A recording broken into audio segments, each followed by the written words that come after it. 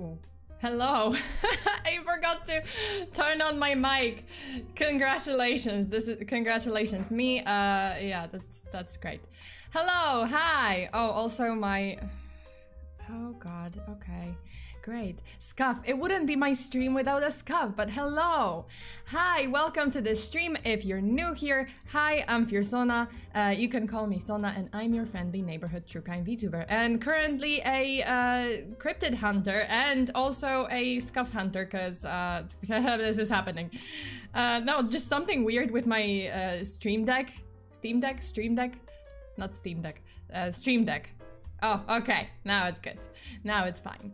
Okay, can you guys hear me? Is everything okay? Are we okay? Are we all good? We're good. Also, Kitsuya, thank you so much for the donation from last stream. You wanted to hold me hostage, but I just like literally when your donation came through, I just like switched off the stream. Also, thank you so much for 5 gifted memberships, and congratulations to anyone who got the gifted membership. And you might be able to, you know, see some of the streams. Well, I mean, one stream that I did for members just a couple of days ago. Okay, yes, we can hear you. Okay, awesome, awesome. Because I was worried that again I did some scuff and yeah, which wouldn't be unnatural for me, which wouldn't be unusual. The hostage got away. I got away this time. It was just so, it was like the last moment, and I clicked, as I was clicking the, you know, end stream, it just like came through and I was like, ah shit, okay, well, fail.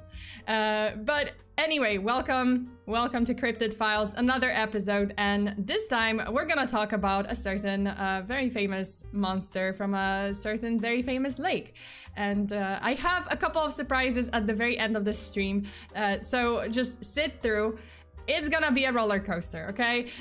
It's not what you expect. I have to say, like, I'm gonna tell you right now, this story is gonna be full of greed, full of vengeance, full of plot twists, intrigue, everything, you know, all in one. You got it all. And also, maybe certain Pokemons and maybe certain penises. And for that, you will have to wait till the end of the story, because first we have to be serious. First we have to actually like discuss the real stuff, you know? I mean, no, this is real stuff too, but we will have to discuss real stuff, what happened, history, you know, serious stuff. We gotta be serious. And then we can just, you know, do some shenanigans, because and then we can go crazy. Oh boy, can't wait for the surprise. Oh boy, we have a couple. So first of all, yes, there will be a talk of about certain penises, and believe it or not, it relates to the monster. And then I will show you what Intan can send me 2 thumbnails, and the ones that I rejected because I was just like, ain't no way, like you're playing with me. I can't use this. So obviously the current thumbnail made it to the final cut, but there are a couple of others that did not, and I was surprised to say the least. And also I will have a talk with Intan-kun, because like this is going a step too far. Okay, David, thank you so much. Thank you so much for the donation. Okay, hey, Angry Mob and Sona, I am sorry that I won't be able to stay. Oh wait, there's gonna be a... Wait, it's gonna read it to me. Wasn't that myth debunked as it was just a whale's dong... Well, I mean... Hey! Yay! You too. Have a good day. Have a great day. Yeah! Streya, stream. But thank you so much, David, and I hope you have a great time. I hope you have a good day, and you know, too bad that you can't stay. Okay, so you guys, first before I begin, I just wanted to say hello to everyone. I see Ryuji Takashiro, I see Spooky11, hello, 27 J-Way, hi, oh. Fabian Burchard, hi, and Kronos and Eric, and who else was from the mods? Silverjack, and was Shai here? Because I think they might have popped in and I just didn't see. And but anyway, mod team, thank you so much for modding the stream, as always. And yeah, the John Active, Undead Rabbit, Rosa the KF, hi! Loki Hearth, Alberto, hello! And Brian Garza, and Renfield97, and I Love Aster, hello! And Ash Graves, so welcome. And FireSonic 101, hi Sona, hi, hello. Utsukushi, hi! I just got here. Well, welcome. I hope you enjoyed the stream. Gilver, hello. And who else? Demon Taker, hello. If you are lurking in the stream, you can just, you can just pop in to say hi, so I can say hi back to you. I mean, if you want to, you don't have to. Jose, hi. And Abriel, hi, hello. And who else? What mods are installed in this stream? What? Well, I mean, you can see who the mod is. Basic Veto, hi. And who else? Wait, who else? Because I saw a bunch of people, and then I'm like, kind of like losing track of who's in the chat. And Ketsuya, hi! I mean, obviously, Ketsuya and Branwi, hello. And Anime Weeb, hello. Nice username. Okay, you guys.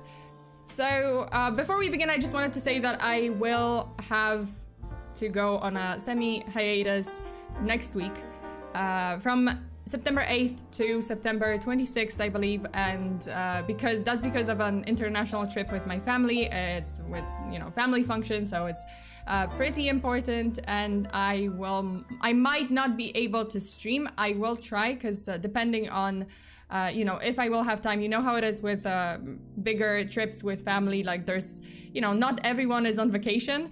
Well, I mean, technically I shouldn't be on vacation. This is not vacation for me. Kevin, hi! Kevin Nezuko, hi! Okay, so this is, and IDK Bacon, thank you so much for modding.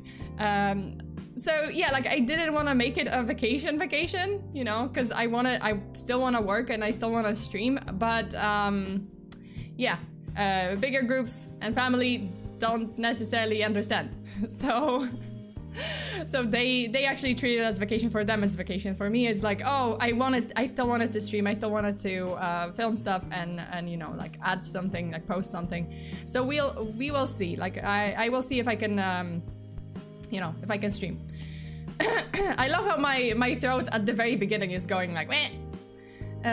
Darkest Monkey, hi, have fun. I'll have to get my true crime fix somewhere else till you come back. Yeah, I mean, yeah, definitely there won't be any cases during that time, but I will try to maybe like do a chill stream. Until then, you can catch up on some other streams from me, on other cases. And if you are a Patreon member, you can also catch up on Patreon cases, because there were a lot. There's a shit ton on Patreon, so you can like find them on Patreon and watch them, and you have a bunch of stuff. Speaking of, if you want more shenanigans and yes, if you want more shenanigans and more true crime stuff and morbid history, drunk history, you can check out my Patreon. Okay, I think it's time. I think it is time, you guys. I think we're ready. I think we're ready for this. Let's go. Let's do this. First of all, we have to switch the music because Okay, so Nessie, Loch Ness monster. You guys, is it possible for a prehistoric creature to have survived 65 million years in one place, only to be seen by thousands of people and photographed multiple times in one well-known location, yet still be considered a legend by the modern world? Apparently it is possible, and it's happening right now. But if there's plenty of eyewitnesses, plenty of photo and video evidence, is the creature still only a legend, or is it, just very elusive and, it's a very elusive fact? Well, today we're gonna find out, because we've got some very compelling evidence that the Loch Ness monster exists. And I'm gonna show you, before we dive into the story, the history of the lake, the history of Loch Ness monster, I'm gonna show you some of the recent videos that emerged on the internet and recent sightings of the monster. So we have a couple. Not all of them are actually from Loch Ness. Apparently, Nessie likes to travel. So some of them are, I believe some of them are from like North Carolina. And, but yeah, I'm just gonna show you some of the videos. Okay, so this is one of those videos. I believe that's from, that one is from North Carolina, actually. Look at that. So this is one. I mean, no one can explain it. Like, what was it?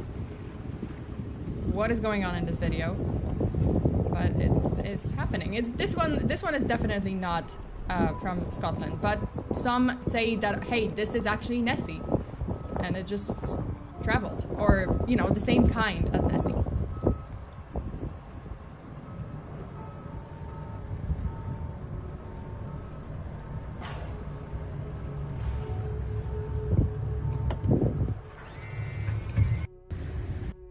Okay, so this is one. The second one, I believe this one was actually from Loch Ness. So this is also a recent one. This one is, I believe, from Scotland. Well, not that recent. I guess like, oh, more recent one. Obviously, you can tell by like the fact that it's a colored camera and yeah, and I don't know, like things happening.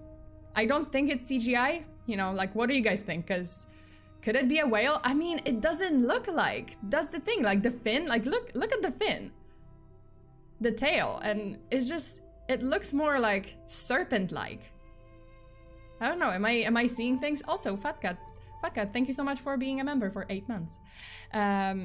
So yeah. Okay, so those two are the videos that I saw like recently. I do have more, but those will have to wait for me to talk about the story, the whole story. Also, Demeaning Rope, thank you so much for being a member for 5 months. Scotland forever. Forever. Okay, so first, let's talk about the lake itself.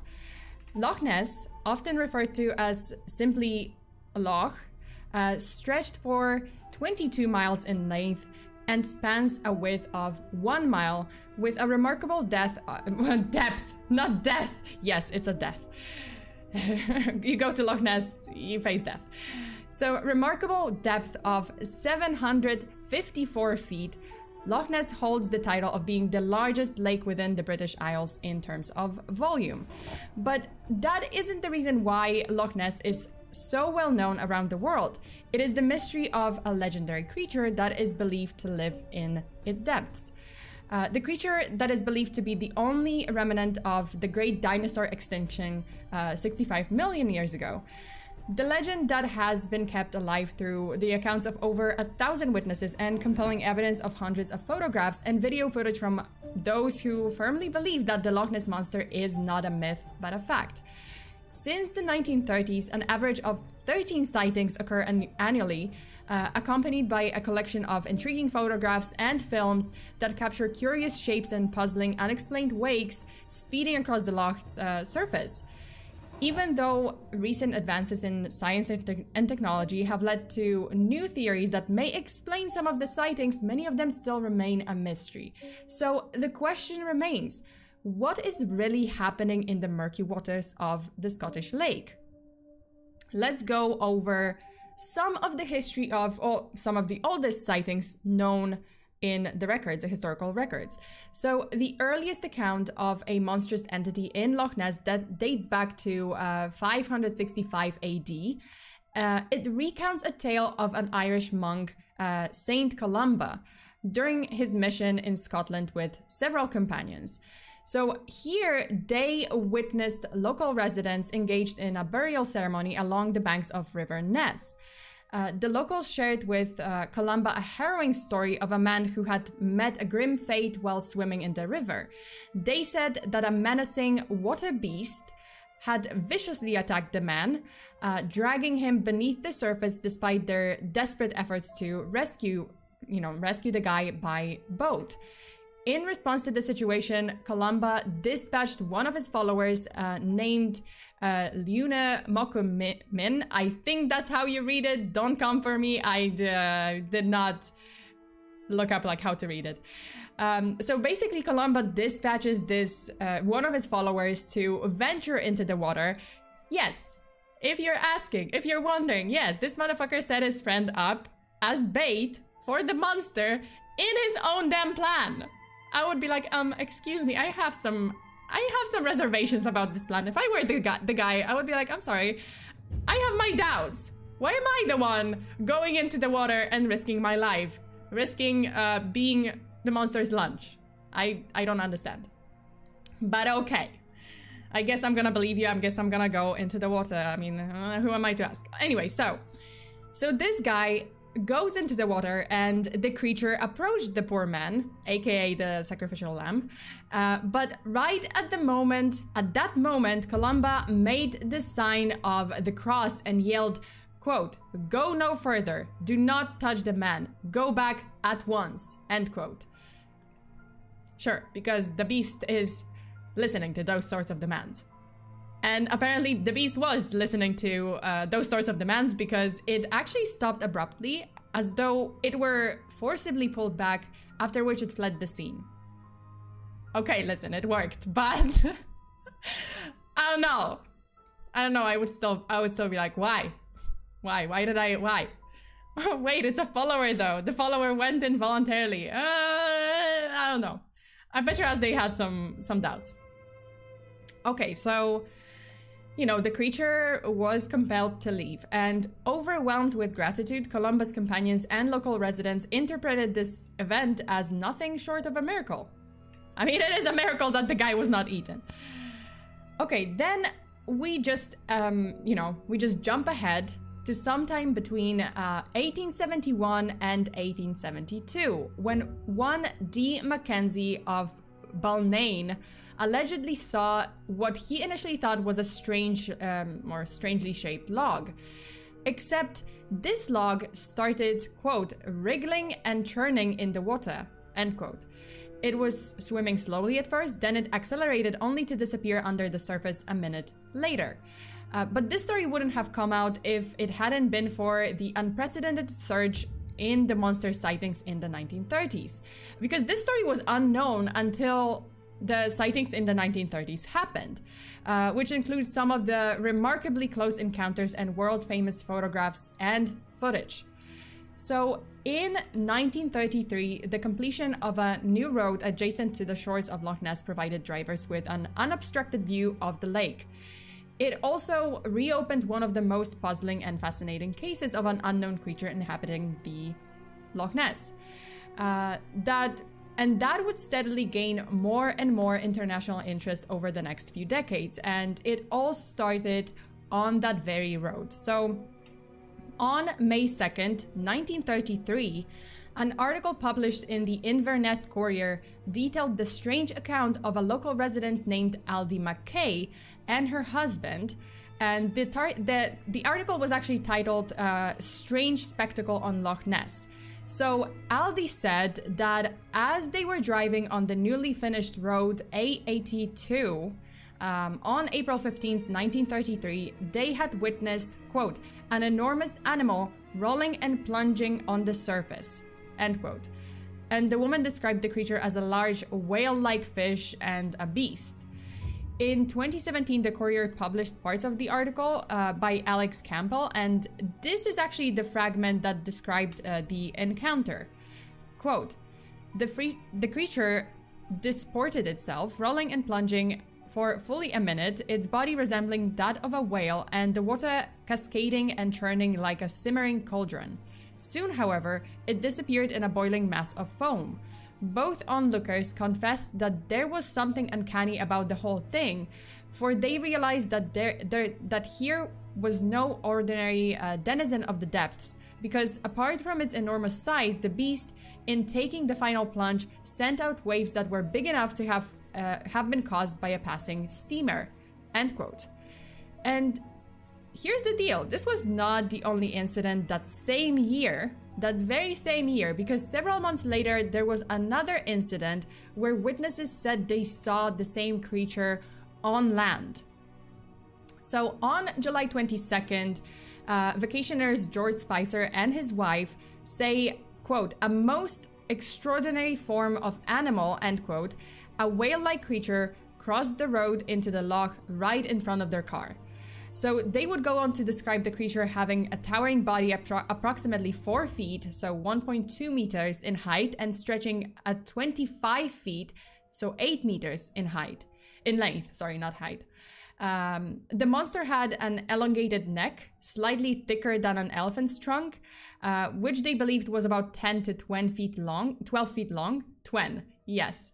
Congrats, Sona. Oh my god. My brain is just like looking at pictures, looking at notes and going yes. Nessie touched grass. Yeah, Nessie touched grass. Like Nessie decided, okay, I'm kind of tired. I'm kind of tired of the loch. There's like no vibe here. Let me step onto the land. Let me crawl on the land. Okay, so what they said that was that as the monster crossed the road heading towards the loch, which was 20 yards away. By the way, the monster was holding some kind of animal in its mouth, so I guess it was hunting just outside of water, because why not? It was tired of fish. It was just like, you know what, every day the same. I'm tired. I'm tired with this food. I'm tired with these local restaurants. Let me just step out for a moment. So anyway, the monster was crossing the road towards the loch, which was 20 yards away, so that's 20 meters. It left a trail of shattered undergrowth behind it, and George would go on to say that it was, quote, the nearest approach to a dragon or prehistoric animal he had ever witnessed in his lifetime. And he added that the monster, quote, was fairly big with high back, but if there were any feet, they must have been of the web kind. And as for a tail, I cannot say, as it moved so rapidly, and when we got to the spot, it had probably disappeared into the loch, end quote. So, you know, before they could actually take a closer look at the animal, like, it was gone. I don't like seafood anymore, seriously. Nessie was also tired. Hey, I mean, if it's been in the loch for like 65 million years, who wouldn't be tired? It's the same shit every day. It's like eating the same Subway sandwich every fucking day, not changing the ingredients. It's the same. Or I don't know. Okay. Okay, so moving on. On August 4th, 1933, the Inverness Courier published an article about Spicer's sightings, which further triggered an enormous amount of public interest and encouraged people to travel to the loch in order to try and get a glimpse of the monstrous, creature. That is how the name Loch Ness Monster came to be. However, there's so much you can do with, alleged sightings and no actual physical proof.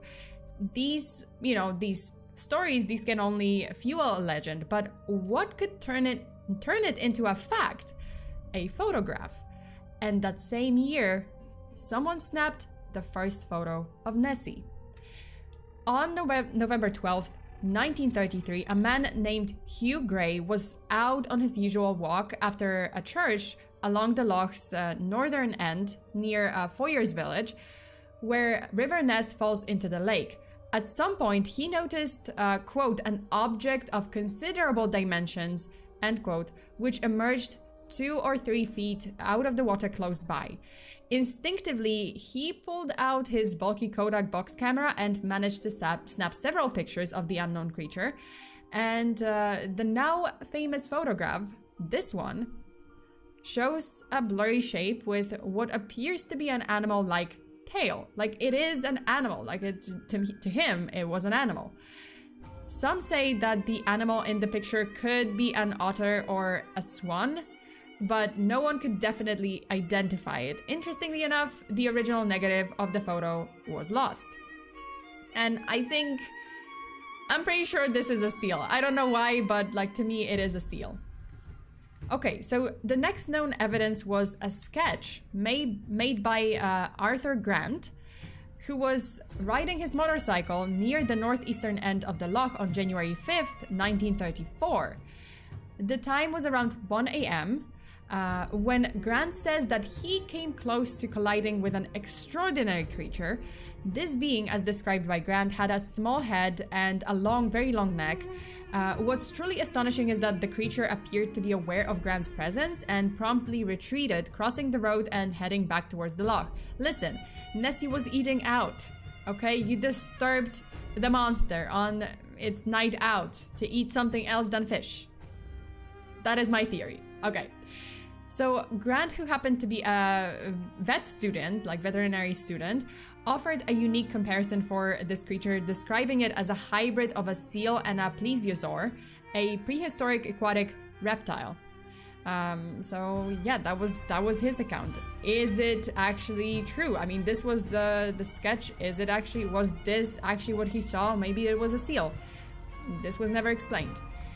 So at the time, okay, my music is kind of weird now. My music is like no vibe. Okay, wait, let me just change the music because it's okay, here we go. Okay, so at the time, you know, at the time when he saw the creature, Grant saw the creature, he decided to get off his motorcycle and follow the mysterious animal towards the loch shoreline, hoping to catch a better view. Unfortunately, by the time he reached the lake, the creature was gone and he only caught a glimpse of ripples on the water's surface. And Grant later created this sketch of the creature. That was the sketch by him, and that is allegedly what he saw. This sketch actually made its way into the hands of a zoologist, Maurice Burton, who took a closer look, and Burton's assessment pointed into a different direction, suggesting that the creature's appearance and behavior were more aligned with that of an otter. So I think Arthur Grant exaggerated a little bit. So as for the enormous size that Grant said, like, oh, the creature was like enormous, some experts suggest it was simply an illusion created by bad visibility at night, because mind you, this was 1 a.m. So there was definitely some bad visibility. Plus the shock of a near collision could have made Grant mistake an otter or a seal for something more, you know, unusual. So the next piece of evidence has continuously puzzled experts and skeptics for half a century, for like almost 6 decades. The photograph known as the surgeon's photo, taken by a respected surgeon, Robert Wilson. So this one is from 1934 too. And this photograph is the first one that clearly shows the monster's head and neck.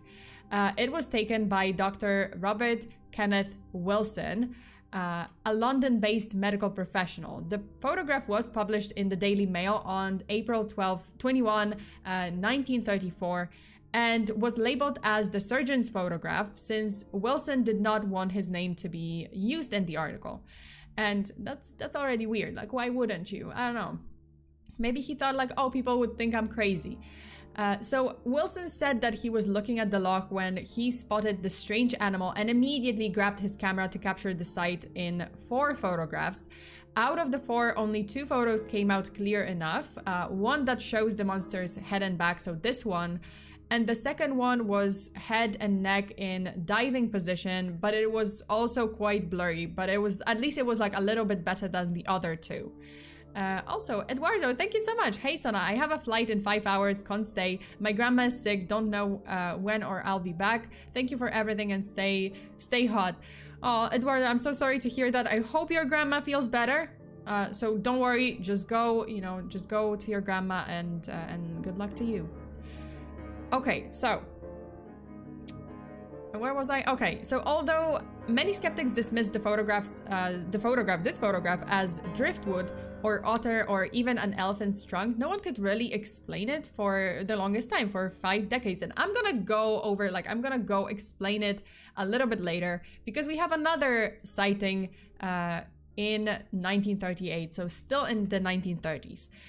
Now, up until this point, we've had witness accounts, sketches, and photographs of the monster, but that was still not enough evidence to prove its existence beyond reasonable doubt. You know, how about video footage? Because G.E. Taylor managed to capture the beast on tape.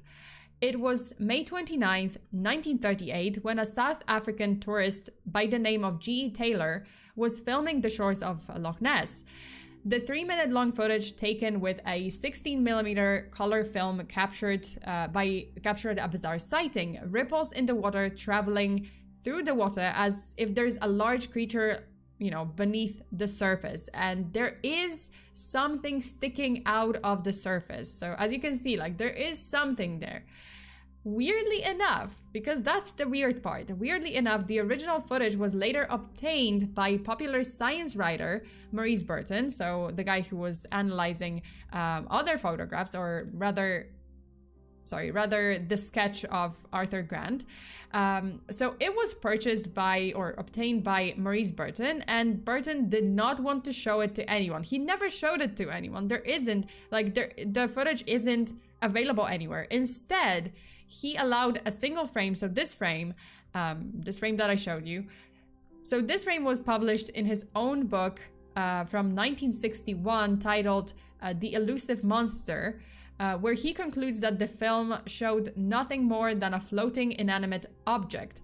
But then, if you believe that this is not the monster, if you really want to prove it, why not allow the footage? Why not release the footage? What are you hiding? Why are you so cryptic about it? And he was very, like, same with the, you know, Arthur Grant photo, oh, not photo, sketch.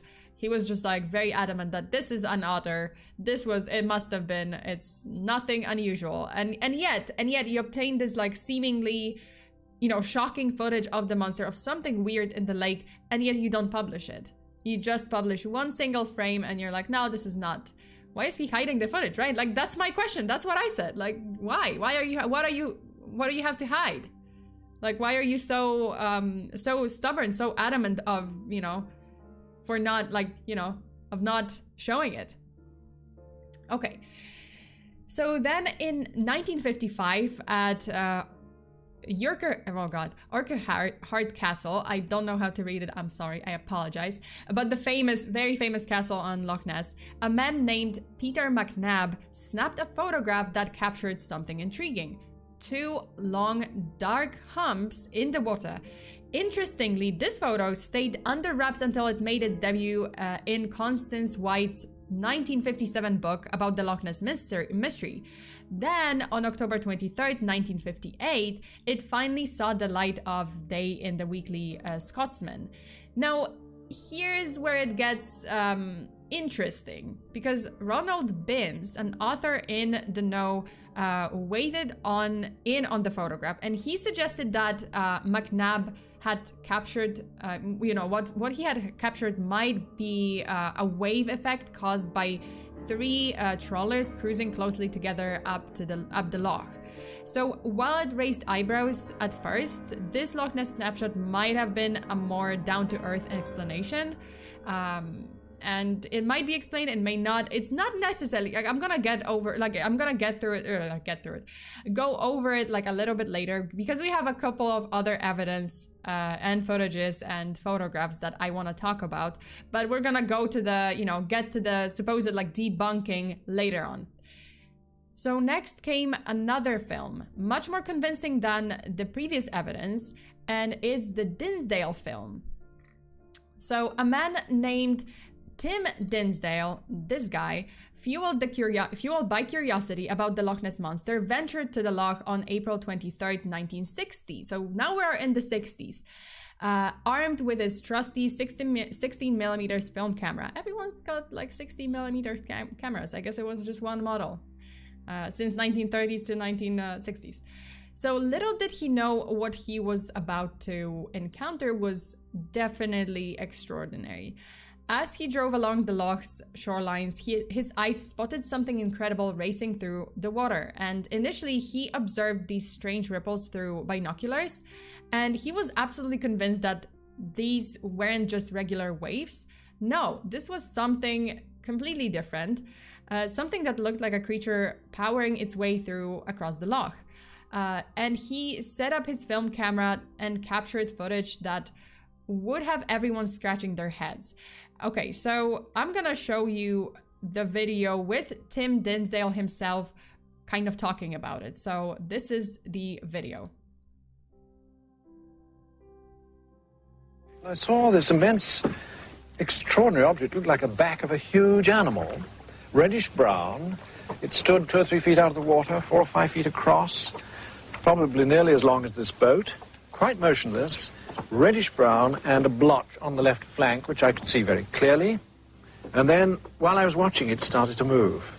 And at a most electrifying moment, this huge thing started to surge away across the water. and I turned the camera and I shot about 40 feet of black and white film at extreme range, but nevertheless it was on film. This hump going across the water made a huge glassy wake, no prop wash visible, and then it approached the far shore and then turned through 90 degrees and progressed under the surface, throwing up a wave which has since been measured on the film at a height of about 2 feet. In 1966, the Royal Air Force long-range photographic experts studied the film, and they said the film is not faked. It's taken from approximately the place stated at Loch Ness, which is about 300 feet up on the shore. The object seen is neither a surface boat nor a submarine. It moves up to a speed of 10 miles an hour, and a cross-section through it, a sausage slice, would be 6 feet in width, and as 3 feet of it is above the surface, they estimate will be at least 2 feet below. And finally, they said we think it is probably animate, alive. So that was the footage. It was actually pretty compelling, but also, like, it was so compelling that it eventually landed on the desk of the Joint Air Reconnaissance Intelligence Center, so JAREC, a team of Britain's top photographic experts. Now, brace yourself for this, because the photographic experts report that was in the 1960s. It came to a startling conclusion. They said that the footage was most likely not showing a man-made object. It's a real head-scratcher, and it added another layer to the mystery of Loch Ness Monster.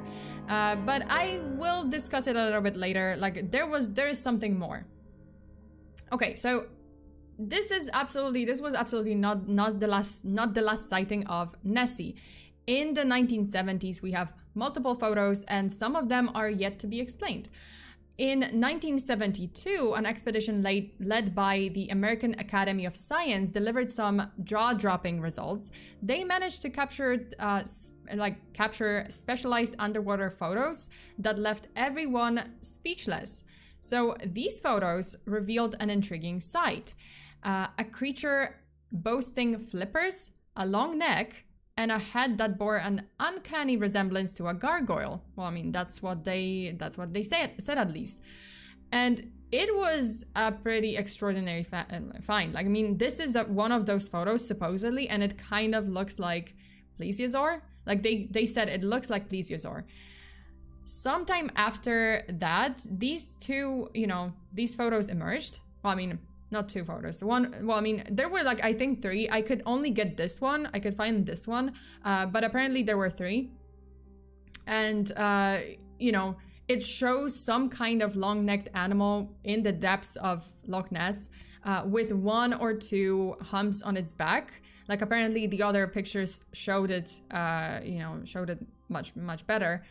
And, some of them were shot by Frank Searle, a former army captain. Although they were published in the media, experts mostly dismissed them as hoaxes, apparently, like this one even.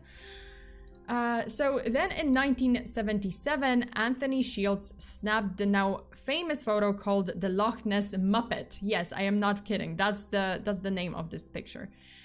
So while he says he was camping near the famous castle on the loch, this one is deemed to be some of the clearest pictures of the monster until this day. But there is more to this story. First of all, Anthony Shields is a self-proclaimed magician and psychic. Yeah, I can't make this shit up. He's like, I am a magician, I am a psychic. And what he basically said is that he summoned Nessie like a Pokemon. Magic Lapras, if you will, like Magic Seal. Because he later also described the monster as an elephant squid. I am not kidding, elephant squid. And the long neck that appears in a lot of sighting photos, like, the photos that I showed you, is apparently the monster's trunk. It's not the monster's head. And the white spot that is often seen on the surface is the eye. So the psychic magician captured elephant squid. So yeah, that's his explanation. There are also more recent photos and videos of the supposed monster. So one is from 2014 and it was an image on Apple Maps. And this image shows what looks like some kind of large creature just beneath the surface of Loch Ness.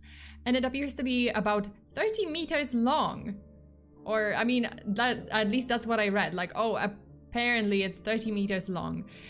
Skeptics explained that it was just maybe like ripples or some kind of, yeah, like some kind of ripples caused by a diving seal or a passing boat or even floating wood, like that it's not actually any creature. This is not a creature, this is just ripples on water and like some like foam on the water. Then we have the most recent drone footage from 2021. And this was, you know, drone footage that was like live streaming near the loch when what looks like a 20 feet long creature was swimming by. I don't know if you guys can see it. I'm actually gonna show you the footage of the drone. Let me just show you the footage itself. Is it this one? Fuck, I always mess it up and I forget which one is. Okay, so this is the footage. This is apparently the moment, but some people are kind of like doubting it because honestly, because it's like, oh, it's very close to the shore. Like this kind of monster would emerge from the water. Like it's not that deep, right? And it's so close and you can see the boats, you can see kayaks and stuff. So which one is it? Yeah, it's kind of, I don't know. Oh, it's that one's a head scratcher. Okay, so now we got to the fun part where, you know, I'm gonna shit talk a lot. Oh my god, footage of Nessie, yeah. X, no doubt. No doubt. Absolutely. I see nothing. Yeah, there was like a, you know, there is a shadow. I don't know if it's like CGI or not. It's apparently from a drone, so who the fuck knows. Okay, so as much as I would want to tell you that all of the sightings that I showed you and talked about are to this day unexplained and very much real, I can't, because some of them had already been debunked as hoaxes. So first we have the surgeon's photo from 1933, this one. There's no way you can mistake this for like some ripples from a passing boat or, you know, driftwood or something. Like this picture clearly shows something, some kind of creature poking its neck above the water's surface. But is it the real deal? Well, the sad truth is no, it's not real. Okay, so here's the lowdown on the real story behind this photo, and it's a juicy one. A story full of intrigue, greed, and revenge. Yeah, I kid you not, it became a telenovela. So picture this. Back in 1933, the Daily Mail newspaper hired this self-proclaimed big game hunter named, and I cannot make this shit up, his name was Marmaduke Wetherell. I don't know how to react. First of all, I don't know how to react to his photo because he looks kind of a little insane. Second of all, the name, I mean, okay, the name, I don't know if it's a real name or if it's a nickname. It kind of sounds very Indiana Jonesy. So his name was Marmaduke Wetherell, and his mission was to track down the Loch Ness monster. Now, this was at the order of the Daily Mail newspaper, which everyone knows.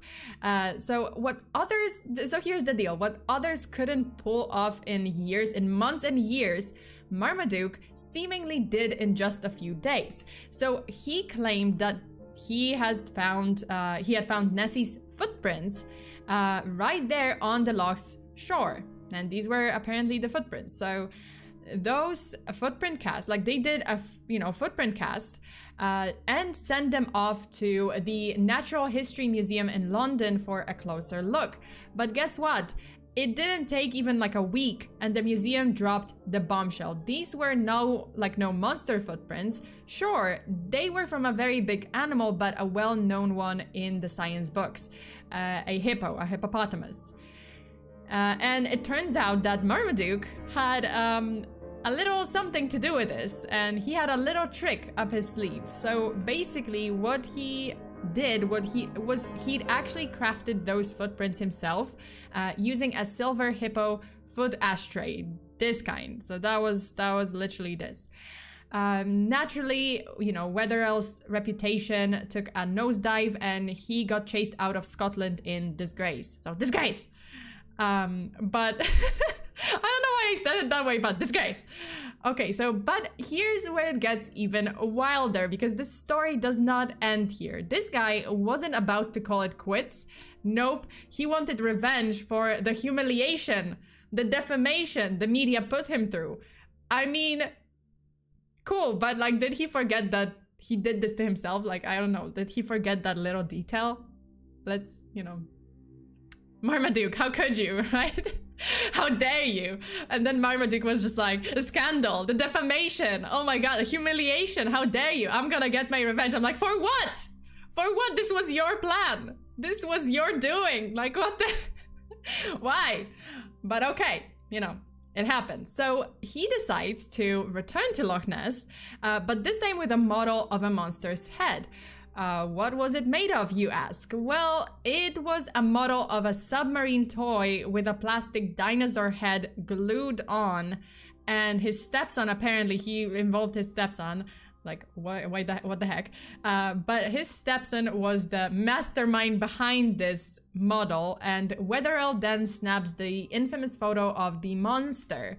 But, you know, first of all, the photo is known as the surgeon's photo, and it was supposedly snapped by this very well-known surgeon, Robert Wilson, right? So what does Robert Wilson, you know, how does he play a part in this, you might wonder? Well, Marmaduke knew that if he claimed to be the one behind the photo, no one would believe him after the whole hippo fiasco. So he roped in this surgeon named Robert Wilson to be a part of the hoax. And here's another kicker, because it worked, you know, it just, I don't know how, but it fucking worked. I mean, seriously, no one caught on the real story for 50, 60 years. No one caught on it. Everyone believed, oh, it never made it to the media that, oh, this was a hoax. No. For half a century, everyone bought into this being a genuine photo of Nessie. Now, I mean, plot twist. I don't know how. Like, apparently, like, small groups, obviously, like, oh, direct groups to Wilson or something, they knew that it was a hoax, but somehow it never made it to the media. It's just like everyone forgot about it. And everyone just believed, like, oh yeah, this is a real photo of Nessie. Okay, so as for the famous Dinsdale film, the one that I showed you where Tim Dinsdale is talking about, like, you know, the little white dot that is supposedly, you know, a footage of Nessie, supposedly a footage of some creature. That one is also not a footage of Nessie. So this is the one that I was talking about, like, oh, so when you watch the film, like, the initial little white spot that pops up, well, I mean, people analyzing it used to brush it off as some kind of imperfection, like grain or noise or even a smudge on the original film. Maybe a tiny speck of dust on the camera lens when the film was developed. But nowadays, the experts have gotten their hands on this footage and they've got, you know, fancy computers to help them out. And guess what? They're saying it's probably not some Loch Ness monster. I mean, surprise, surprise. One of these experts is David Augsley, who was actually part of the team that looked at the film way back in the 1960s for the government. So Augsley decided to analyze the film again and got together a group of really sharp forensic image analysts. And they brought in all the modern tech they could find to give this film another look. And they took the old footage and loaded it up to a modern computer. Then they did some editing to make the images clearer and get better contrast. And after that, they picked out individual frames from different parts of the film. These forensic image experts used a device that merges two frames together and lets them see things more in like 3D. And yeah, my throat is just going like So they did this to check if that object, that particular object, the white spot we're talking about, is just a speck of dust or a weird fold in the original film. If it was, like, it would only show up in one frame, but if it's something real, it should be in all of the frames. And surprise, surprise, the analysts showed that the white thing can't be some film imperfection like a fold or dust. because it's there in many frames, like it's there all the time. And it's moving right along with the film. So that means it was something in the water when they were shooting, but you know, before you get too excited, hold on, because it's probably not the monster. So Oxley thinks that the camera they used back then gave us a pretty grainy image, you know, grainy picture. So from that distance, whatever's in the film looks a lot like a little boat zipping through the loch. And actually I do have another footage of Tim Dinsdale. Like he said, oh, this was another footage that I shot of like a boat, an actual boat zipping through the loch, and it's completely different. So this is apparently that footage. Like this is apparently like another footage or the same footage. I don't know, like so the one that he published was like much more grainy, and this one is much more clear, like much clearer. So this is apparently the, you know, the Loch Ness monster, but then we're gonna get to like, I don't know, like I can see a person there. Like I can literally see a person sitting in a boat. So yeah. And then there's gonna be, oh, like this is definitely a boat. I don't know, like I'm not sure if this is actually a picture. Oh, this is like supposedly, I don't know if this was the boat picture, like, oh, he claimed that this was the footage that he shot of a boat or not, but you can see a boat. You can see a white boat there, so I don't know. Yeah. Okay, so, you know, it just suggests like, wait, where did I got too far. Yeah, congrats to me. Okay, so obviously, so here's the kicker. So Dinsdale, the person who shot the film, you know, said that, oh, he thought of that too, and he shot another footage of a boat zipping through the lake, and it's completely different. But to me, it's kind of the same. It's just a graininess of the image. So I don't know about you, but to me, they kind of look the same. Like those two footages, they kind of look the same. You can actually tell that it's, you know, it is a boat, it is a person in the boat, so I don't think it's any, you know, it's not any monster. Okay. Okay, so, and there's the photo, you know, the photo that I showed you before from 1955. It's the photo by Peter McNabb, and this is the, wait, come on. Oh, this is the photo. So this is the photo. This one is unfortunately also likely not Nessie, even though it was for the longest time everyone believed that, oh, it's two humps of some creature, and it's definitely Nessie. So it's not. It's actually not. So meet Dick Rayner, a dedicated researcher who's been on the hunt for evidence of the Loch Ness monster since he was just 17. And back in the day, he was actually part of the Loch Ness Investigation Bureau. I don't know, believe it or not, it's a real organization. As a teenager, Rayner believed that he captured footage of what seemed like a mysterious creature gliding through the loch. And fast forward 14 years, Dick Rayner did something quite unexpected. He essentially debunked his own footage. You see, he observed something strikingly similar on the lake's surface. Armed with a newer camera, he realized it wasn't some legendary beast, but rather a family of ducks zipping along, gradually slowing down like against the current. So it wasn't like, his footage was not that of a monster. So this revelation turned him into a skeptic and basically motivated him to challenge many supposed Nessie sightings. Rayner was determined to basically debunk the famous 1955 picture of Nessie's two humps, so this one but by McNabb, emerging from the water. And what caught his eye in the photo, you know, besides the supposed monster, were actually two additional linear ripples. So this is behind Nessie, 2 or 3, right behind those humps. So yes, I don't know, my brain just went, wait, error 404. So as he examined the photo further, he noticed that these lines were, you know, converging towards a point. And I mean, you can see it like how they are narrowing down. And Rayner believed that this occurred because they were simply waves left behind a passing boat, and you know, the two supposed humps, that's just that's just a wave also, like it's part of that wave. Okay, so now we get to the fun part. Now we get to the theories. Wait, let me just read some of that. Curious how they get funds to keep that association running. I don't know, maybe just like it's not like it sounds fancy, but it might just be a group of people who just go to Loch Ness every now and then to film or take pictures and just like, yeah, examine them. Just because you got your dreams crushed by a bunch of ducks doesn't mean you gotta crush everyone else's dreams of Nessie. I know, right? Like, how dare you? We all dream of Nessie. We all want it to be real, but I guess some of it is not. Okay, so now let's just get into the theories. This is the fun part. So one of the most popular theories is that Nessie could be associated with some prehistoric creature, possibly the long extinct plesiosaur. So this colossal aquatic dinosaur was said to reach staggering lengths up to 35 feet. Enter Adrian's Shrine, sorry. No, not Shrine. Adrian's Shrine. Oh my god, I misread the name. So enter Adrian's Shrine. And can I just say that this guy in this photo looks hella fancy.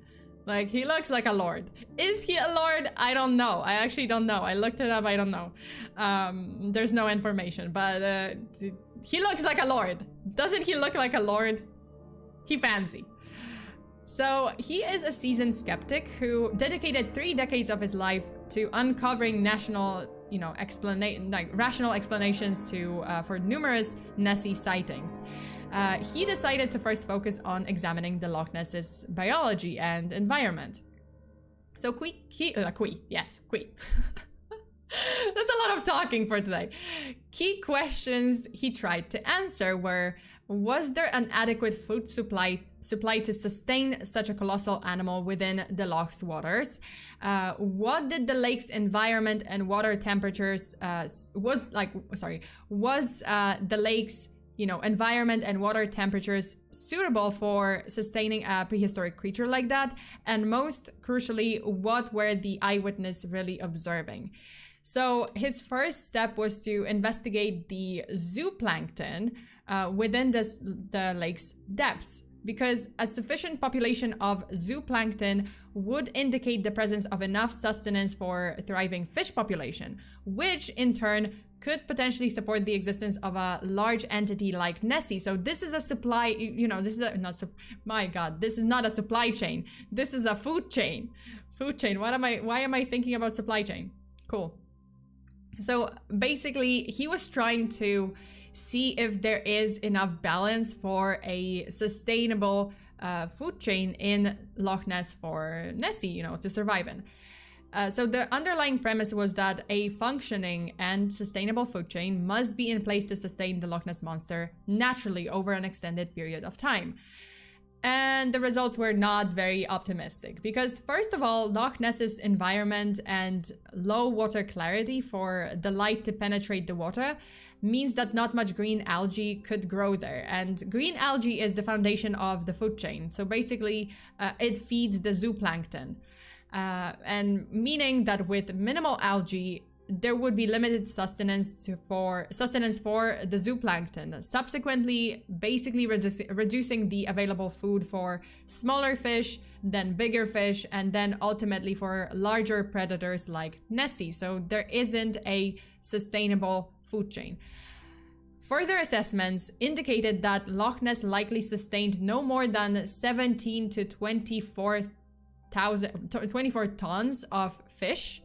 And this amount is deemed insufficient to feed a predator of Nessie's proportions. At best, this quantity might sustain 10 500-pound creatures for a brief period. However, Richard Forrest, who is a plesiosaur expert from the University of Leicester, I think Leicester, was it? Leicester? I don't know how to pronounce it, but yeah. So Richard Forrest, a plesiosaur expert, he argued that this number would not support a sustainable breeding colony, which would need a minimum population of 30 to 40 animals, 40 individuals. So, only 10 these animals would not, if this was a colony of 10, these animals would not survive because there would be a lot of crossbreeding. So additionally, Forrest contended that the idea of a plesiosaur colony remaining hidden and undetected for an extended period of time was just impossible, because plesiosaur by nature, they breathe through their mouths, and they must resurface every few hours to get oxygen. And the notion of hiding not just one, but an entire colony of like at least 30 creatures in one lake all this time is just unlikely. Furthermore, like Forrest had some serious doubts about the famous, you know, surgeon's photo, which was debunked by now because Marmaduke. Because drama, telenovela. But he also, you know, at the time, it was like before debunking, and he was just like explaining that this would not be possible. This like surgeon's photo, it wouldn't be possible. Like, so he explained that a plesiosaur would be physically incapable of extending its neck vertically above the waterline due to their skeleton, like how his skeleton is built, how his neck skeleton is built. So he said like, oh, it's the rigidity of its neck skeleton. So the neck bones interlock with the spine, rendering the vertical neck extension basically anatomically impossible for a plesiosaur or a creature that would be, you know, somehow evolved from a plesiosaur. I mean, okay, to be fair, creatures evolved, right? Like animals evolved. I mean, we evolved from like not being able to stand on 2 feet, right? Like the theory of evolution is that we were not able, right? Like our ancestors, our far ancestors from millions of years ago, they were not able to stand straight, upright. And we are. So I don't know. Like to me, it's like, okay, he says like a plesiosaur, an original plesiosaur wouldn't be able to do this. But the thing is, anything can evolve. So this can still be a plesiosaur. It's just evolved version of it. So, I mean, yeah. Okay, so the next theory is a theory of a prehistoric fish. So what if we've been barking up the wrong tree this whole time with this, you know, plesiosaurs or plesiosaur idea? I mean, it is possible that the Loch Ness monster isn't a plesiosaur at all. Maybe it's something else entirely, like a colossal prehistoric fish or a giant reptile, like a giant, just different kind of animal. And here's the kicker. So can a prehistoric critter somehow manage to elude, you know, everyone around for millions of years into the modern era, alive and kicking? Well, believe it or not, it's possible, and it's happened before. So let's hop back to 1938 for a second. South African fishermen hauled in a monstrous fish that was believed to have gone extinct a mind-blowing 80 million years ago.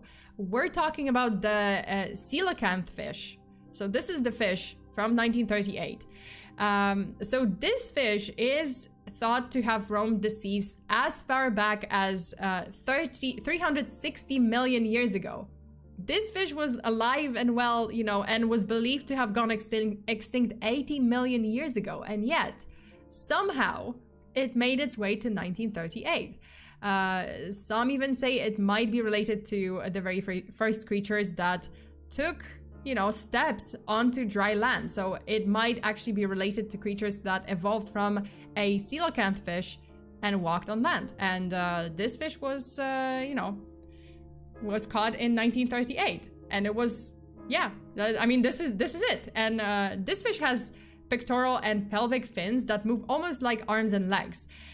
Now, I'm not saying that a coelacanth fish is the Loch Ness monster. I'm not saying that, but you know, it would be quite a stretch considering like all the types of sightings that people reported. But what it does tell us is that there's some concrete evidence showing that certain prehistoric species believed to be long gone, I mean 80 million years gone, and they could still potentially be lurking in, you know, the deepest ends of the ocean, or, you know, waters, or yeah, maybe lakes.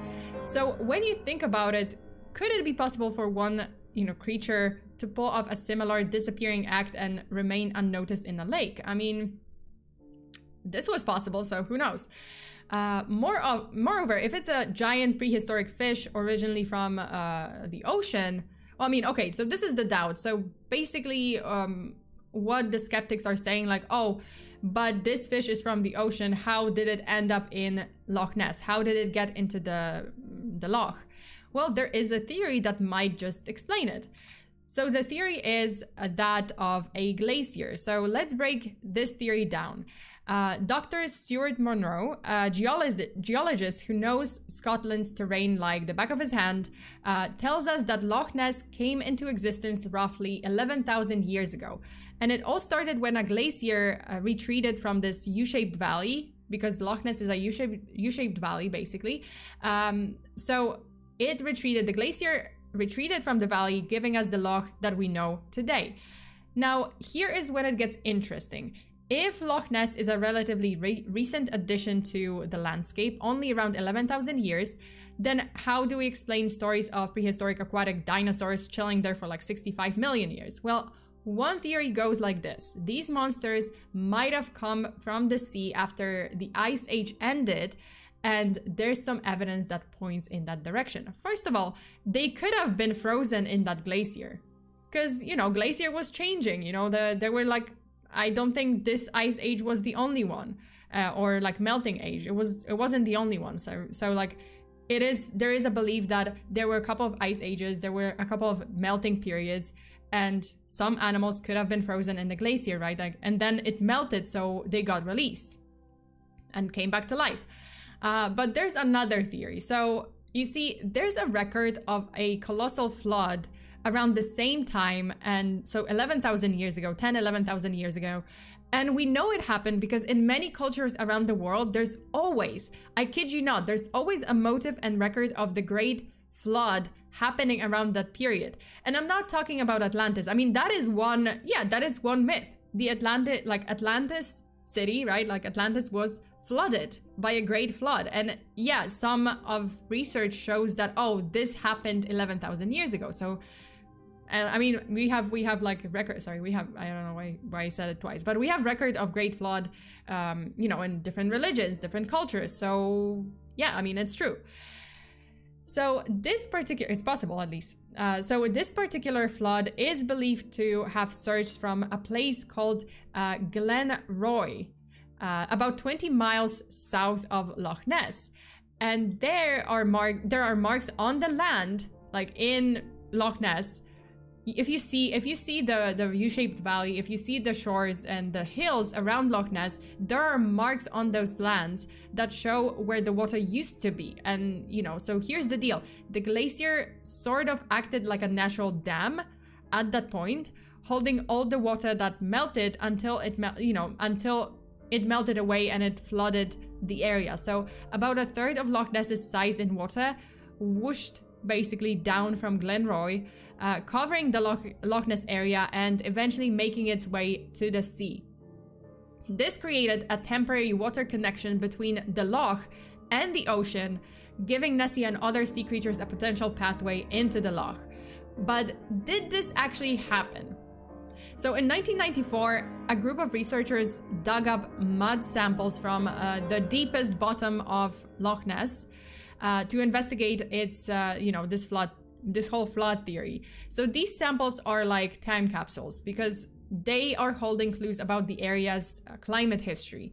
Now, while they find, they could find from that mud, they could find traces of acid rains and even some remnants of the Chernobyl nuclear disaster, there was no evidence of salt water entering Loch Ness since the last ice age 10 to 11,000 years ago.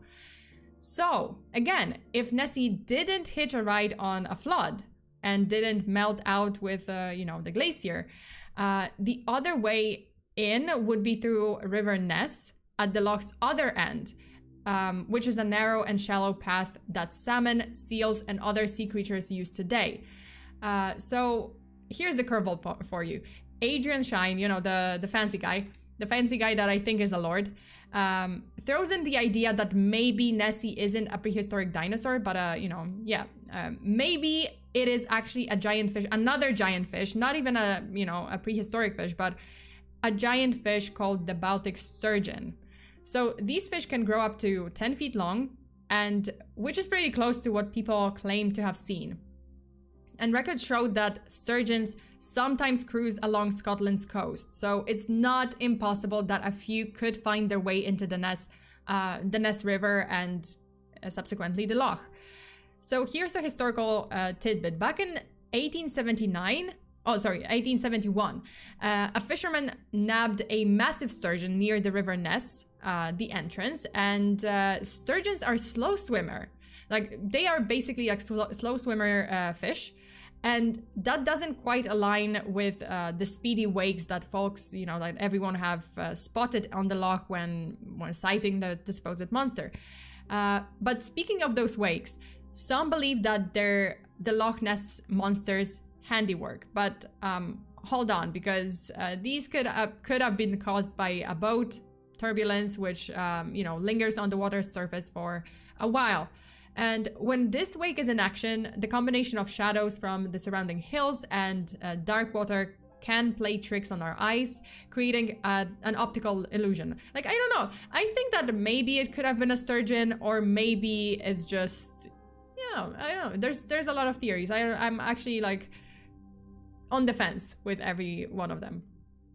Okay, so as I said, like, there are some, you know, believers that believe that this could be a prehistoric fish, this could be a sturgeon, even though sturgeons are slow swimmers, so it couldn't be as fast as what people are reporting about the monster. And some people believe that, oh, this is just an illusion caused by ripples, caused by boats, caused by very specific topography of the lake. So this brings us to various natural phenomena creating various illusions. Okay, so first we have the unique topography of Loch Ness. Unique characteristics of the lake itself. There are a couple of key factors that come into play, which create all sorts of illusions on the loch. First up, it's all about where Loch Ness is and what shape it takes. Because you see, it's like a natural wind tunnel. Like, this is the view of the loch. It's kind of like a natural, yeah, like U-shaped valley and a wind tunnel, serving as a passageway for winds that blow from the southwest to the northeast. And that's factor number one. Factor number two is actually, so factor number two is the depth of Loch Ness. This lake is deep, and that's a game changer because it means that the water here doesn't swing to extremes, like getting super cold in winter or warm in summer. In fact, Loch Ness never freezes, and that's thanks to the depth. Now, here's where the magic happens. Basically, when warm water meets cold water down like deep in the loch, it creates these surprising optical illusions on the surface known as a seiche.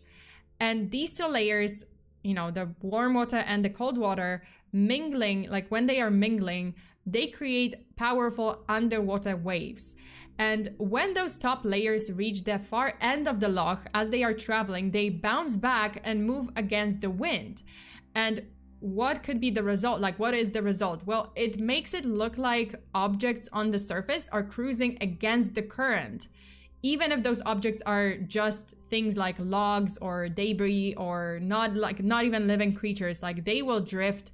It will look like they're drifting against the current. And it's like nature's got its own little show, you know, going on Loch Ness. And that's what, like, a lot of people who supposedly saw Nessie, it could have just been a log that was like traveling against the current, because a lot of reports say like, oh, I saw these ripples in water and I saw this shape in water that was traveling against the strong current. But that's the thing, like, it is a natural occurrence on Loch Ness. Okay, so there is another intriguing theory that is, you know, it was brought to us by seismologists. So it's the earthquake theory. So seismologists, so experts who study earthquakes and the ground's movements, they suggest that the seismic activity happening beneath the lake or somewhere close, like the heart of the earthquake is somewhere close to the lake, could be strong enough to shake things up on the surface and make it seem like there's a monster lurking. And it actually happened before. So let me give you an example. In 1991, there was an earthquake in Guatemala, and this quake caused some serious ripples on the lake, and this is how it looked. So it caused, the earthquake was somewhere else, but it caused ripples on the nearby lake, creating wave formations that from afar looked like a shadowy serpent-like shape, you know, like, oh, like a serpent creature, a huge serpent creature. And it is pretty, you know, a striking resemblance, isn't it? So here's the connection with Loch Ness. This lake happens to sit right on top of the Great Glen Fault, which is essentially where two tectonic plates collided eons ago, shaping Scotland as we know it today. And it's possible that similar seismic activity could have played a part in some of those Loch Ness Monster sightings in the past. But hold on, let's keep things real here. The only recorded seismic, okay, so here's the deal. Like the only recorded seismic disturbance of this kind and caliber in, you know, this neck of Scotland goes back to 200 years ago, when there was a major earthquake in the area. So skeptics of this theory argue that there's just not enough seismic action happening in the region of Loch Ness to explain all the monster sightings over the years. Like, it just doesn't happen that often. So, well, this is a neat idea. You know, it's a pretty good idea. It's a pretty good idea to start with, let's say, to investigate. It might not be the whole story. And, you know, there's this fascinating take on the Loch Ness Monster legend from some experts. They suggest that this legend has become so deeply ingrained in people's mind. This is like the last theory. So basically what the experts suggest is that, especially like psychologists, psychiatrists, they say that the legend has become so deeply ingrained in people's minds that it kind of acted like a placebo or a sneaky subliminal message. And what happened next is pretty intriguing. So when visitors come to Loch Ness, their minds were so primed to see something extraordinary that even like ordinary stuff like ripples on the lake, passing boats or ducks or logs, you know, the natural phenomenon of logs swimming against the current. Well, I mean, they come to Loch Ness with expectation, and their minds are so primed that it creates, like, the mind just creates this illusion of a monster where there might not have been one at all. And it's, you know, it's pretty interesting, you know. I can believe that. Like, it just contributes, you know. It is a placebo effect. It is a certain expectation that everyone comes to Loch Ness with.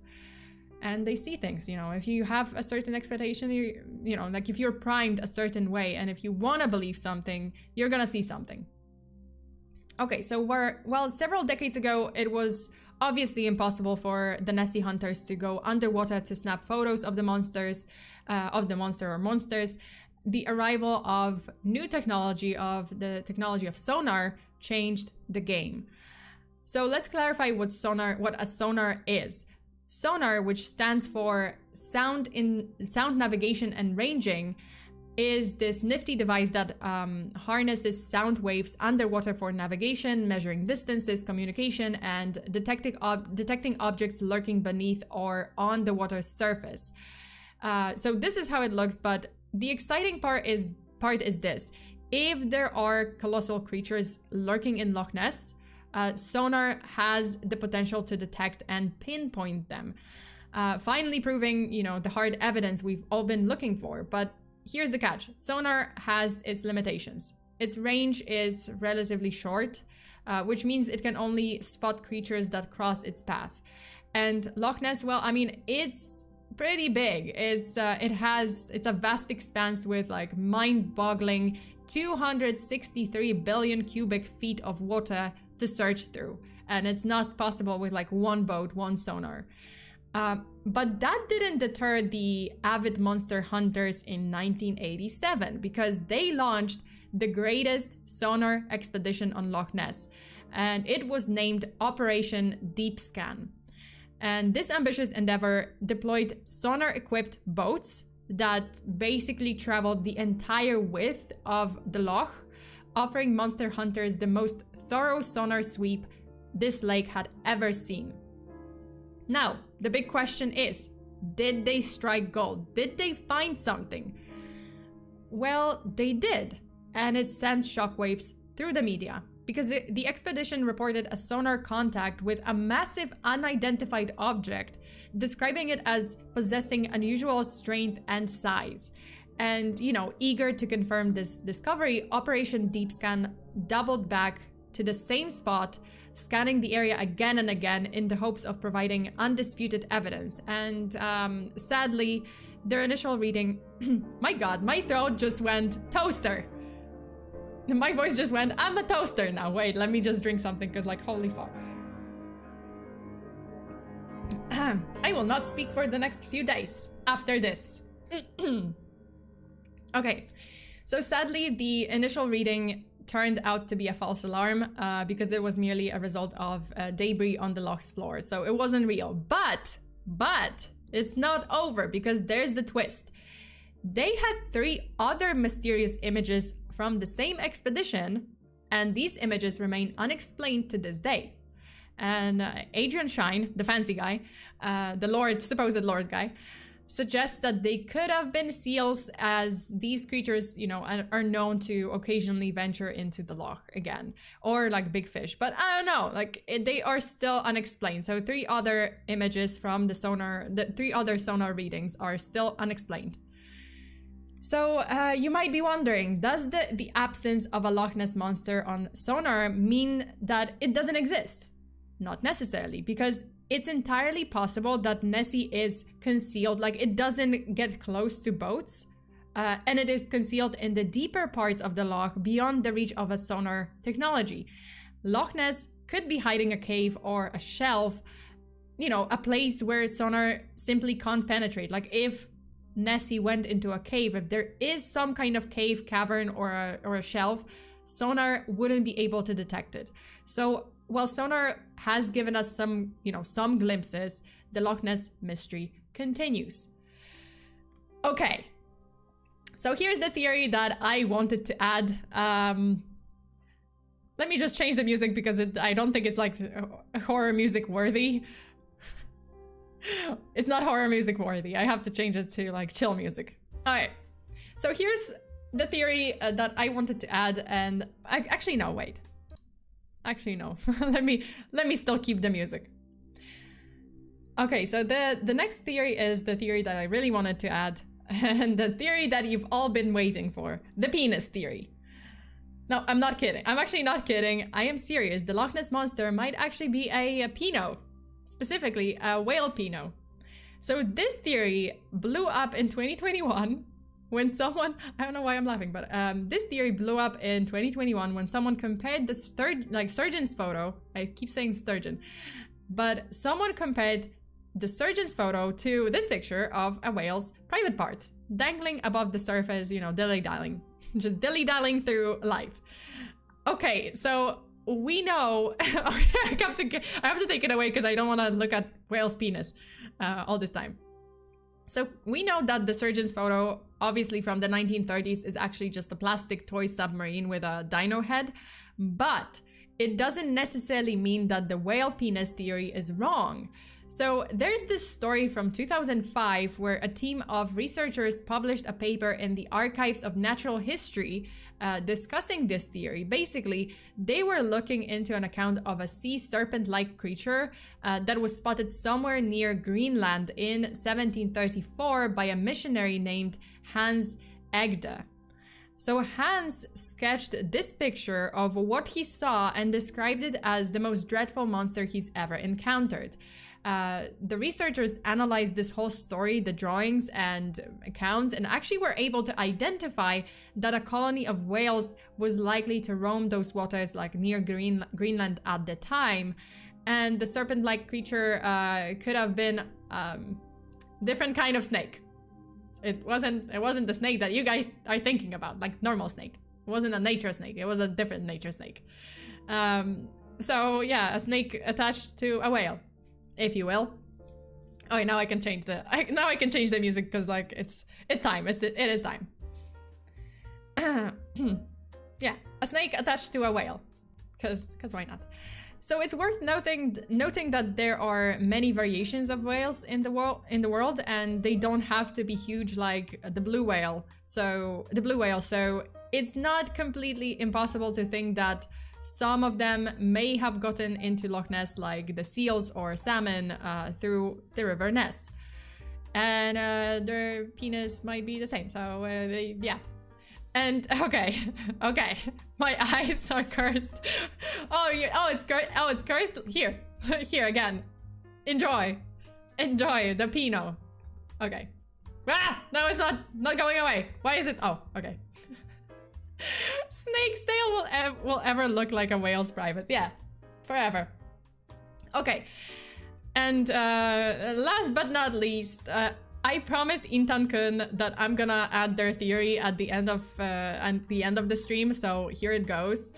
They also got me a very, very convincing evidence photo. Okay, hear me out. What if, long time ago, a lapras got washed into the lake, just one, and it got cut off from the ocean, so it couldn't go back to its colony, and then it evolved into a shiny lapras, and then it died eventually died and turned into a ghost type lapras, and so it just exists in the loch where it died, and this is evidence. Evidence. 1, a 2, a 1, a 2. I feel like this is the most convincing theory. We have solved the mystery. So now we have solved this mystery. Loch Ness is the home of lapras. I love this picture, by the way. This picture is great.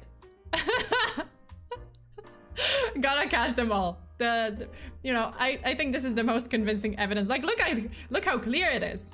No one can dispute this. This is not CGI. This is real. A little proportions a little too big, but yeah, believable. So there you have it. There you have it. The Loch Ness monster. You know, believe it, don't believe it, be a skeptic, be a believer, that is up to you. But, okay, this is not where the story, the demands from Intan-kun end, because they demanded that I show the band, the thumbnails that got rejected, and I will show them because, yeah, I will show them. Wait! I have to be mentally prepared for this. I mean, the lapras theory is, how this thumbnail came to be, and I obviously rejected this one because, like, come on.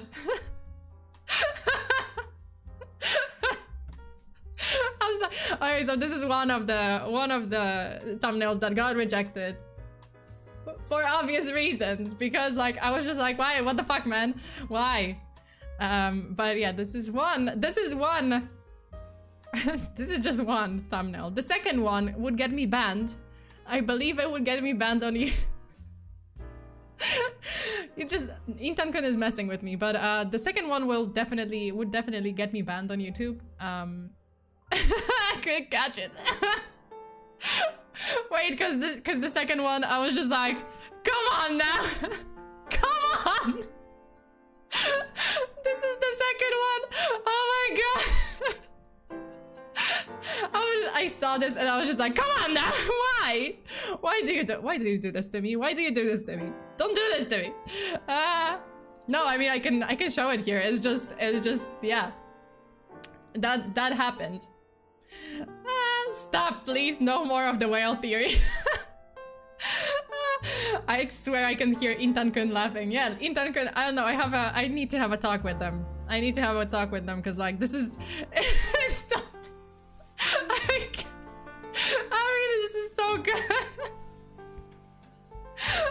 Why? This would get me. Oh my god, I don't even know if it's not gonna get this video banned. Honestly, I'm kind of worried. I'm a little worried because, like, I saw this and I was just like, what the fuck, man? But he was just like, I have something on you, you know? This is blackmail. That's blackmail. I've been blackmailed to show it, and I had no choice. I need that second one to be the thumbnail. Oh my god. I don't know if I can. I don't think I can use it. I think YouTube would, like, actually maybe, like, ban it or take it down. Take it down. Yeah, you can't unsee it. You know what? Let me just, like, engrave it into your memory here. Oh my god. The face and everything. Oh my god. Intan has a problem, okay? They have issues. They have issues. I need to have a talk with them because like holy, this cannot go on. This is getting out of control every stream. Every Cryptid Files stream is getting out of control. If you will get the bong, I will get the bong, the permanent bong from YouTube. Okay, and that is it. That is it. That's the whole story. That is all I know. There were definitely like more sightings of Nessie, and yeah, you guys can definitely check it out. There's much more out there, and yeah, he is a giga Chad. Like some of, I make some of my thumbnails, like the serious ones I make them on my own, but like, well, I mean, sometimes Intan-kun is in charge, but when he is in charge, like this is what happens. When they are in charge, this is exactly what happens. I get almost banned from, my channel gets taken down, almost. So when do we read a Chuck Tingle Nessie story? Oh, it's not Jeff Tingle, it's Chuck Tingle. Dr. Chuck Tingles. I don't know. Maybe next time, maybe. I don't know. As a punishment.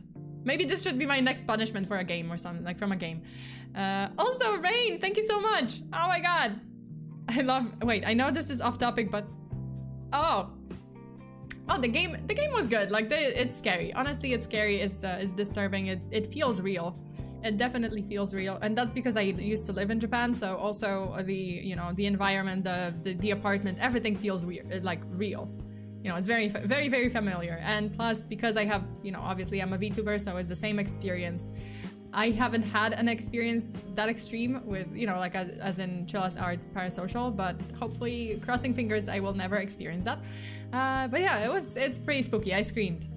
I screamed and caused someone to drop their spaghetti. Nessie be tingling. Congratulations, you learned band. Yeah, seriously.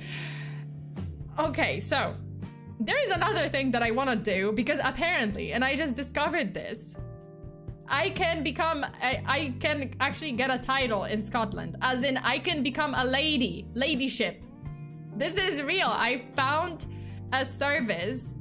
There is this organization that basically found a loophole in law, and you can actually apply and become a lord or a lady in Scotland, and you can actually add it to your documents. If you use your legal name, yes, you can add ladyship or lord to your doc. I'm gonna be doing this. I will do this. I'm not gonna do it now. This is gonna be a separate stream. But yeah, I will become Lady FEARSONA. Apparently, there's this website called, wait, let me just see. Established titles. That is real. They are actually, it's actually happening. I can actually buy like basically what it's a technicality, because you need land to be like, to be lady or lord, you need land in Scotland, right? And you can technically have like buy 1 square foot of land and have the title, and this can be on your legal documents, and I'm gonna totally do it. I'm gonna become a lady in Scotland, a noble title in Scotland. That's not real. That's real. It's real. Shut up.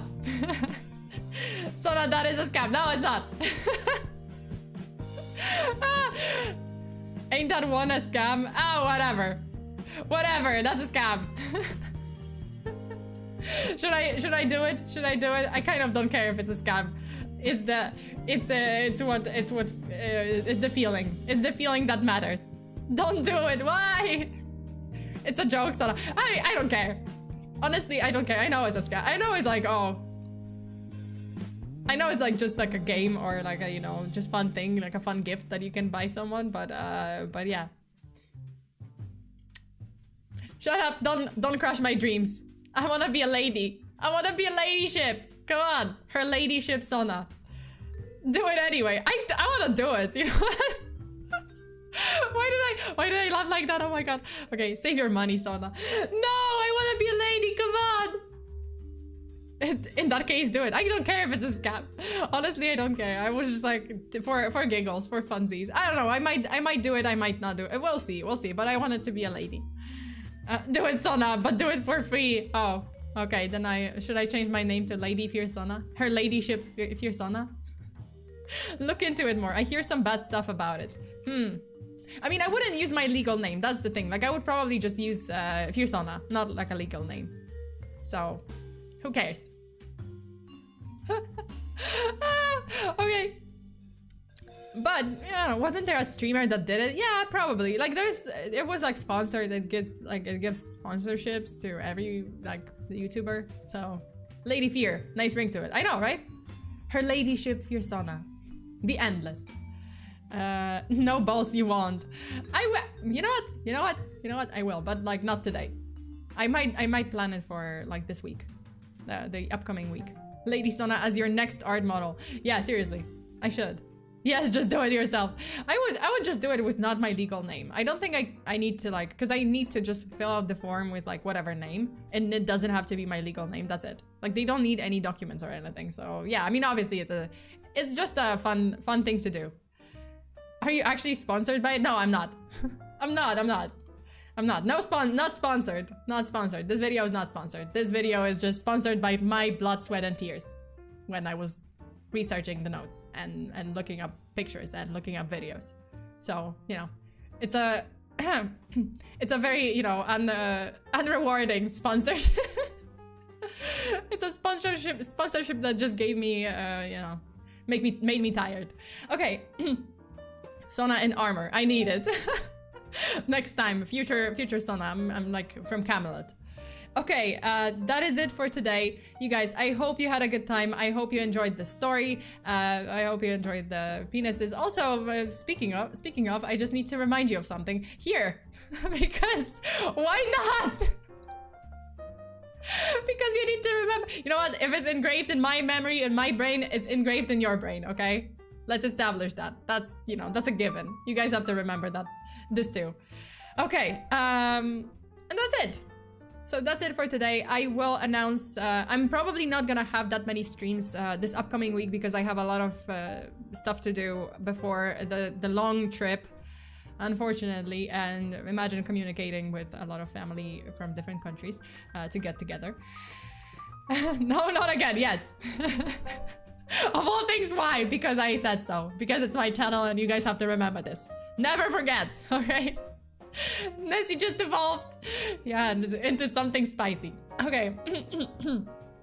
Okay, so I will post the schedule.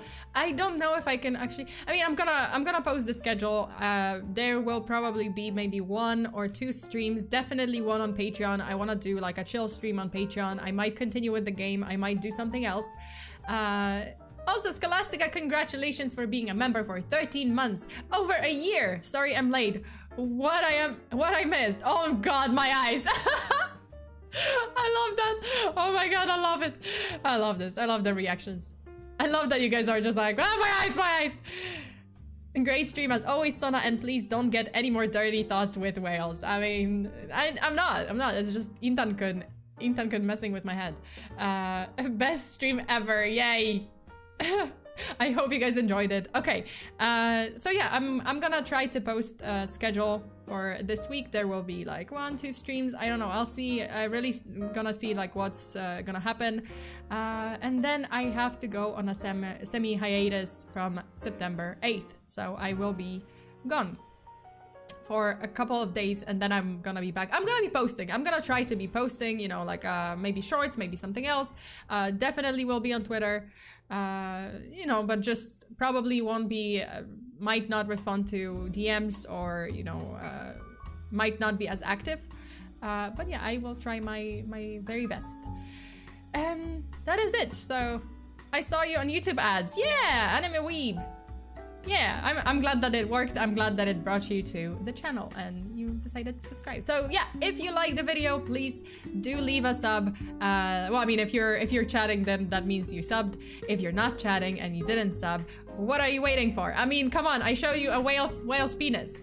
Don't I deserve a sub or a like on this? Doesn't this video deserve a like? It takes a second. Please like it, leave a comment. It helps the channel tremendously, and it's free. So, you know, it takes literally a minute, a second, a minute. So please do keep that in mind. Okay, that is it. Stay safe out there. Always lock your doors and windows, bury your hexes, watch out, remember the whale's penis, and until the next time, bye.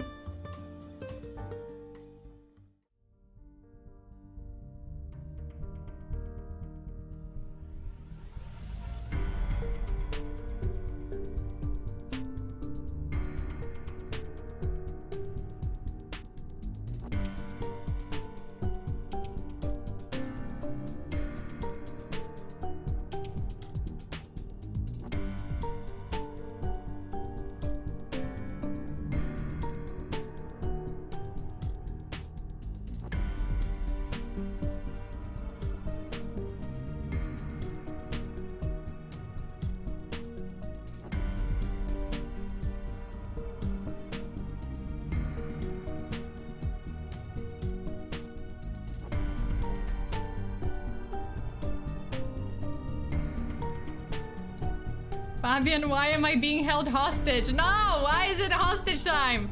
One day, Nessie and Moby Dick shall clash for a battle of the ages. Also, I'm just glad no one saw what a duck's pee-pee looks like. I'm not gonna look that up. Oh my god. Look it up if you dare. I do not dare. Whale's penis was enough for me. But thank you so much and don't hold me hostage. Bye, bye, bye. I've talked enough.